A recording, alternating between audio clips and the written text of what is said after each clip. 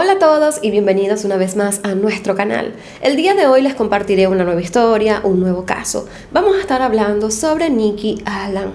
Sin más que agregar, comencemos rápidamente con todos los detalles de este nuevo caso.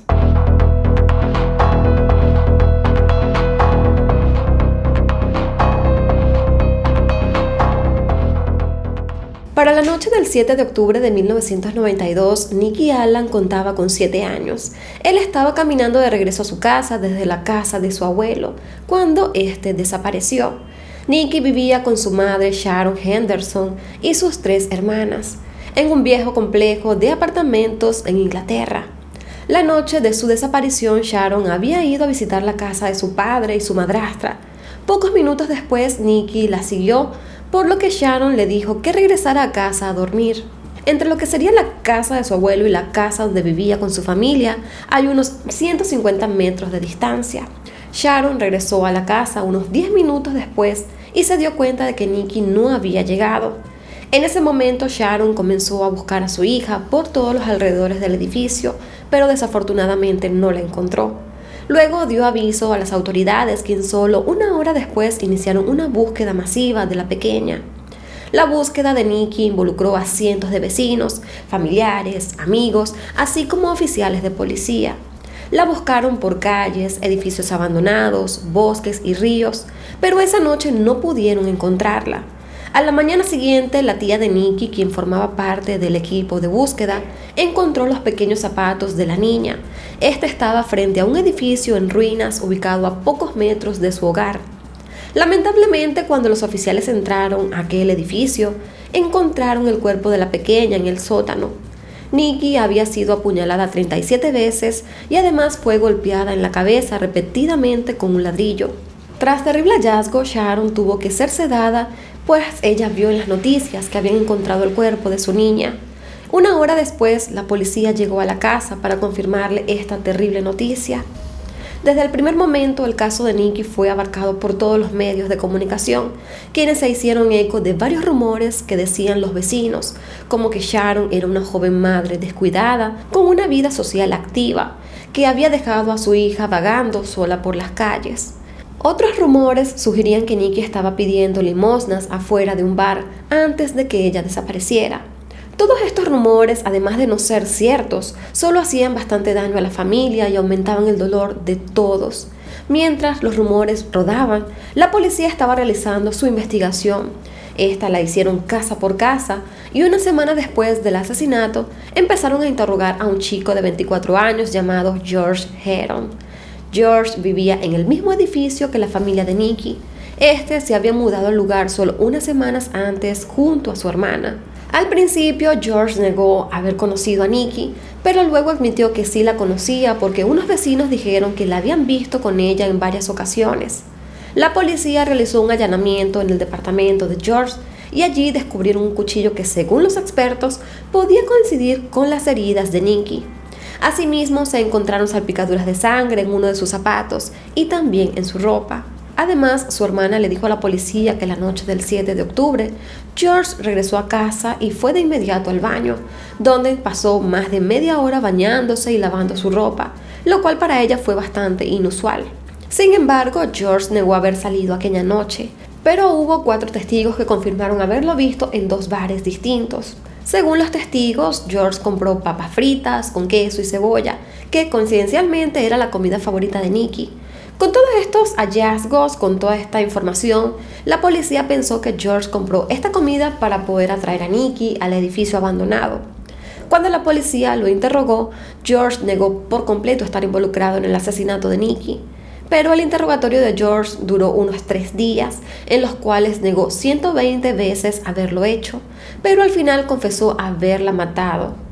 Con todas las pruebas circunstanciales que habían reunido y con la confesión de este chico, las autoridades se sintieron confiados para llevarlo a juicio. Un año después de este terrible crimen, en octubre de 1993, George fue juzgado. Sin embargo, el juicio no se pudo llevar a cabo en Sunderland porque la comunidad expresó un gran, inmenso repudio y odio contra el acusado, y esto también impedía que él tuviera un juicio justo. Sin embargo, esto no impidió que en la corte el joven fuera atacado por miembros de la comunidad o incluso familiares de Nikki. 2 semanas después de iniciarse el juicio, el juez a cargo evidenció un problema con la confesión grabada y dictaminó que 7 de las 12 grabaciones en las que estaba basado todo el caso en contra de George eran inadmisibles, porque los agentes habían utilizado métodos opresivos para así obtener una confesión. Entonces, al finalizar aquel juicio de 6 semanas, el juez ordenó al jurado que se emitiera un veredicto de no culpabilidad. Según algunos medios que pudieron obtener las transcripciones de las grabaciones, el juez llegó a esta conclusión porque en la supuesta confesión, George ni siquiera sabía cómo había muerto Nikki, ya que dijo que la había estrangulado, pero luego los agentes le proporcionaron los detalles de que había sido apuñalada y golpeada en la cabeza con un ladrillo. Tras ser declarado no culpable del asesinato de Nikki, entonces George cambió su identidad y se mudó de Sunderland. Ya para 1994, Sharon, la madre de la niña, presentó una demanda civil en contra de George, acusándolo de agredir a un niño, resultando en su muerte. Un tribunal aceptó la demanda y le ordenó a George que le pagara más de 7,000 libras esterlinas a Sharon, pero debido a su cambio de identidad, no pudieron rastrear a George y nunca pagó el dinero. Después de todo esto, Sharon inició una campaña incansable para así mantener el caso de su hija en la palestra pública para poder hacer justicia. Durante muchos años ella presionó a las autoridades al punto de ser acusada de acoso. Ya para el año 2013, más de 20 años después de este terrible crimen, Sharon logró que se hablara del caso de Nikki en un fragmento del programa de televisión Crime Watch, lo que volvió a poner el caso en la opinión pública. Y en el año 2014 se anunció el arresto de un conocido estrangulador que vivía en Sunderland. Y este fue identificado como Steven Grevenson. Grevenson fue acusado de asesinar o al menos 4 adolescentes entre 1990 y 1994. Grevenson fue interrogado también por el caso de Nikki, pero posteriormente su participación fue descartada. Ya para septiembre del año 2016, Sharon pidió que se abriera una nueva investigación por el crimen de su hija. Incluso hizo una petición en línea y obtuvo más de 500 firmas en menos de 24 horas. Ya para octubre del 2017, la policía anunció que había recuperado una muestra de ADN que se podía vincular a un nuevo sospechoso en el caso de Nikki. Entonces, 6 meses después, es decir, el 17 de abril de 2018, la policía allanó una casa en Stockton, en el condado de Durham, y arrestó a un hombre. Para ese entonces no se dio a conocer la identidad de este sujeto, ni la vinculación al caso de Nikki. La policía realizó su investigación de manera muy hermética, pero se sabía que tenían un perfil de ADN que podía llevarlos al asesino de Nikki. Finalmente, el 24 de mayo de 2022, casi 30 años después del asesinato de Nikki, las autoridades presentaron una acusación en el Tribunal de la Corona de Newcastle en contra de David Thomas Boyd, de ahora 54 años. Según los informes policiales, en 1992 Boyd era conocido como David Smith o David Bell. Tenía 25 años y era vecino de Nikki y de su familia en los apartamentos de Weir Park. Además, su novia de entonces había sido niñera de Nikki y de sus hermanas. Según algunos medios, la novia de Boyd había hablado en secreto con la policía en el año 2017, por lo que se cree que ella les dio información que condujo a su arresto. Los detectives de ese entonces, es decir, de 1992, se enfocaron en George Heron y no evaluaron a profundidad la posibilidad de que hubiese otro sospechoso cercano, por lo que no vieron a Boyd como sospechoso y simplemente se enfocaron en una sola persona. Algo interesante es que Boyd tenía varias condenas relacionadas a niñas antes y después del asesinato de Nikki. Se supo que en 1986 este fue acusado de alterar la paz luego de agarrar a una niña para pedirle un beso. Y en 1997 este fue condenado por exposición indecente, por haber mostrado sus partes íntimas a 3 niñas en un parque. En 1999 agredió sexualmente a una niña de 9 años en Hill Park. Por este último caso, este fue enjuiciado en marzo del año 2000 y en el juicio su oficial de libertad condicional declaró que Boyd le confesó que tenía fantasías sexuales con niñas y que al ver esta niña en el parque comenzó a tener pensamientos sucios y se sintió emocionado por tocarla. Esto fue lo que dio en su declaración. Ya para el 20 de junio del 2022, David Boyd se presentó de manera en línea en el tribunal y se declaró inocente del crimen de Nikki. Sin embargo, 10 meses después, este enfrentaría un juicio por el caso.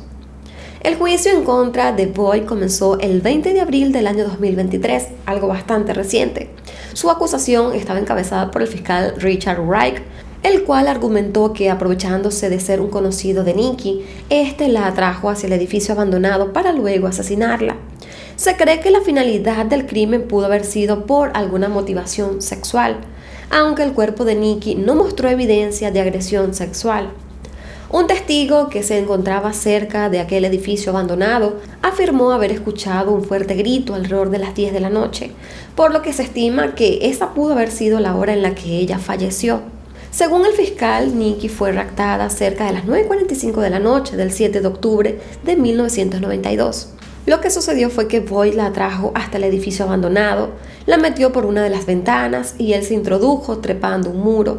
Luego la llevó a una de las habitaciones y allí se dio cuenta de que Nikki podría reconocerlo y decirle todo a su madre, por lo que decidió golpearle la cabeza con un ladrillo que tenía cerca para luego apuñalarla.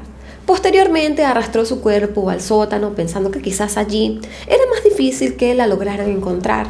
Un testigo más adelante afirmó haber visto a Nikki saltando detrás de un hombre yendo hacia el edificio abandonado, y la descripción que dio aquel sujeto era bastante similar a cómo lucía Boyd en esa época. 4 días después del crimen, una mujer también llamada Margaret Hodgson, quien fue una de las testigos que vio a Nikki siendo atraída por Boyd, ayudó a realizar un retrato hablado del sujeto. Este boceto se presentó también en el juicio. En este juicio también se mostró el video del arresto de Boyd, donde se escucha cómo él niega estar involucrado en el asesinato, pero luego pregunta qué evidencia tienen de todos modos, lo cual fue una pregunta inusual. Pero la prueba más contundente que tenía la policía era el ADN, ya que se conoció que había ADN de Boyd en la ropa de Nikki. Al ser confrontado con esta prueba, Boyd dijo que él había estado escupiendo desde su balcón aquella noche y que pudo haberle caído saliva a Nikki mientras ella iba caminando. Pero la policía dijo que el ADN estaba en su ropa debajo de su abrigo, por lo que Boyd sugirió que Nikki pudo haberse limpiado la saliva con su ropa y es por eso que estaba allí. Boyd admitió que él conocía muy bien la ventana del edificio, por lo que la fiscalía cree que introdujo a Nikki, ya que unos días antes del crimen, él había introducido a otro niño allí para buscar unas supuestas palomas. Por su parte, la defensa de Boyd alegó que la evidencia que tenía la fiscalía era circunstancial y que eran coincidencias inocentes. Sin embargo, el acusado no testificó en este juicio. Finalmente, el jurado fue a deliberar y solo 2 horas después regresaron con un veredicto. Ya para el 12 de mayo del 2023, David Boyd, de 55 años, fue declarado culpable del asesinato de Nikki Allan, y 11 días después, el 23 de mayo, la jueza lo condenó a una cadena perpetua con un mínimo de 29 años para poder ser elegible para libertad condicional. Sharon Henderson no quedó contenta con esta sentencia. Al finalizar la audiencia dijo que estaba absolutamente devastada y que la sentencia de 29 años era una vergüenza. Sharon ha prometido seguir luchando y ha pedido que se lleve a cabo una investigación pública sobre el caso, y ella llegó a decir: no quiero que esto le suceda a ninguna otra familia, no puedo traer de vuelta a Nikki, no quiero que otras familias sufran como yo. Y bueno amigos, estos fueron todos los detalles de este terrible y lamentable caso. Tuvieron que pasar muchísimos años para que de cierta manera se cerrara este caso y se encontrara a un responsable. Como les comenté al final, la madre pues evidentemente no quedó conforme porque básicamente le dieron la misma cantidad de años que pasaron en no saber quién era el responsable de la niña, o sea, casi los mismos 30 años. Pero bueno amigos, en este punto me gustaría saber la opinión de ustedes con relación a todo lo que les acabo de contar. ¿Qué piensan ustedes? ¿Creen que la sentencia fue justa? ¿Creen ustedes que realmente condenaron a la persona correcta? Aunque a mi parecer el ADN es una prueba bastante irrefutable, pero me gustaría saber la opinión de ustedes. Antes de despedirme voy a estar dejando en pantalla todas mis redes sociales por si desean seguirme y estar en un mayor contacto conmigo. También les recuerdo que una forma de apoyar el contenido que estamos realizando es dándole me gusta y compartiéndolo con cada uno de sus amigos. No olviden de suscribirse y de activar la campanita de notificación para que así YouTube les avise cada vez que yo suba un nuevo video. También les recuerdo que tenemos un segundo canal llamado Crónicas de un Crimen para que vayan rápidamente a suscribirse y no se pierdan de absolutamente nada. Sin más que agregar, yo los quiero muchísimo, me despido y nos vemos hasta un próximo video. Bye bye.